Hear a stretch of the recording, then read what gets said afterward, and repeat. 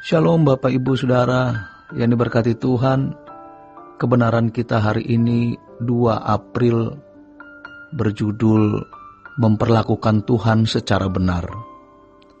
Hal utama yang harus kita terima dan yakini dengan segenap hati adalah bahwa Tuhan merupakan pribadi yang memiliki pikiran, perasaan, dan kehendak.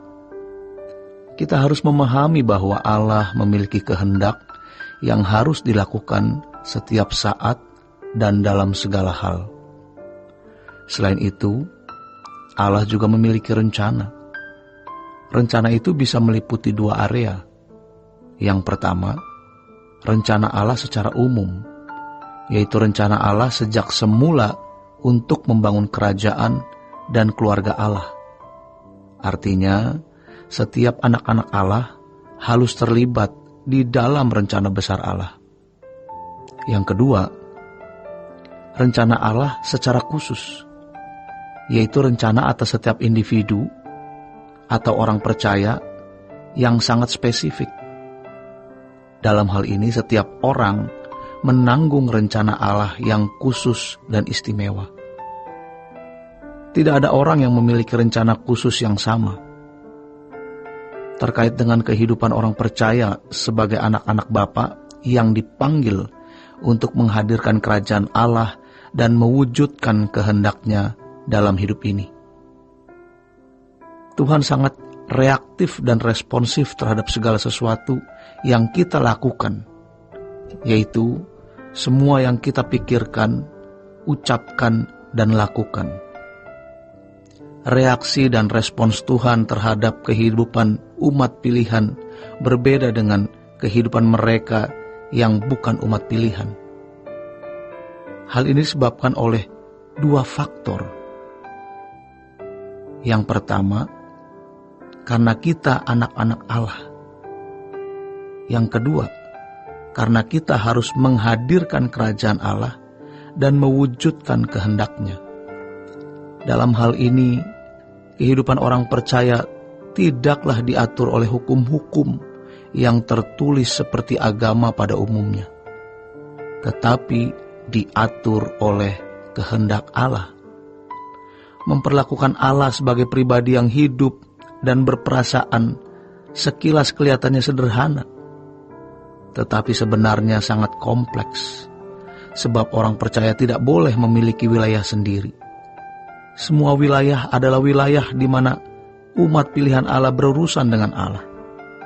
Dalam Roma 8 ayat 28 mengindikasikan hal ini dengan sangat jelas, bahwa Allah berurusan dengan orang percaya dalam segala hal. Kenyataan yang tidak bisa dibantah bahwa Tuhan tidak kelihatan, sering seperti tidak ada, seakan-akan Ia ada di tempat yang tidak dapat disentuh dan dijangkau. Mengapa banyak orang tidak menangkap reaksi dan respon Tuhan atas segala sesuatu yang kita lakukan? Karena tidak memiliki kepekaan menangkapnya. Hal ini disebabkan keterkaitan seseorang terhadap sesuatu atau seseorang lebih besar dari ketertarikannya terhadap Tuhan dan kerajaan Tuhan. Untuk bisa menangkap kehadiran Allah secara maksimal, seseorang harus memiliki satu dunia, yaitu Tuhan dan kerajaannya. Tuhan absolut. Kita tidak dapat mengabdi kepada 2 tuan. Sesungguhnya mengakui bahwa Tuhan itu ada dan hidup, serta memperlakukan Dia sebagai pribadi yang hidup, yang berperasaan, reaktif dan responsif, bukanlah sesuatu yang mudah. Pada kenyataannya, banyak orang yang tidak memperlakukan Dia secara benar. Banyak orang menggerakkan hidupnya dari apa yang dipikirkan, diucapkan, dan dilakukan seakan-akan Tuhan tidak ada.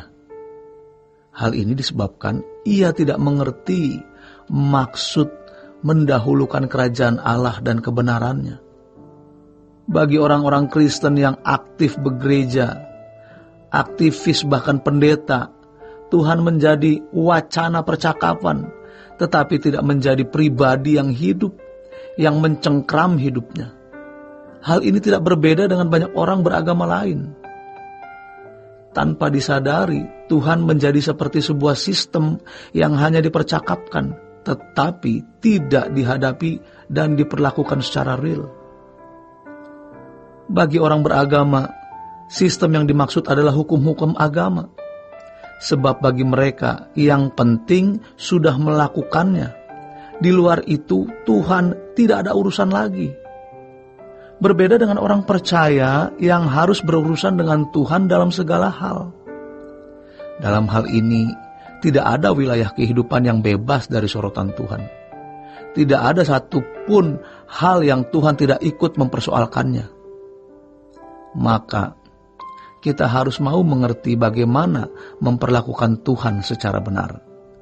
Ketika seseorang menjadi umat pilihan, maka ia harus terus belajar menempatkan Tuhan sebagai pusat. Yang artinya, pertama, ia harus menjadikan Tuhan sebagai tujuan, arti atau makna dan nilai kehidupannya. Sebab tanpa Tuhan, berarti hidup ini tidak punya tujuan, tidak berarti, tidak bermakna, dan tidak bernilai sama sekali.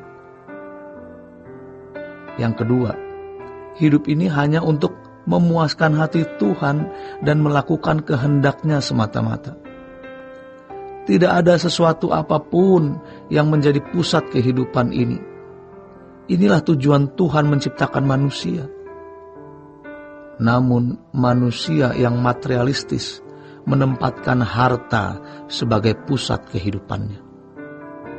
Demikian juga dengan orang-orang yang gila hormat. Ia akan menempatkan kehormatan sebagai pusatnya. Orang beragama menjadikan hukum dan ritual sebagai pusat hidupnya. Orang yang menjadikan Tuhan sebagai pusat kehidupannya akan berkata seperti Tuhan Yesus berkata, "Makananku ialah melakukan kehendak Dia yang mengutus aku dan menyelesaikan pekerjaannya." Yohanes 4 ayat 34. Inilah yang namanya hidup bagi Tuhan. Inti dari hidup bagi Tuhan adalah berusaha mengerti kehendak Tuhan dan melakukan kehendak-Nya. Hidup seperti ini adalah kehidupan orang yang kehilangan nyawanya. Matius 10 ayat 39. Ia tidak memiliki keinginan apapun dalam hidup ini kecuali melakukan kehendak Bapa.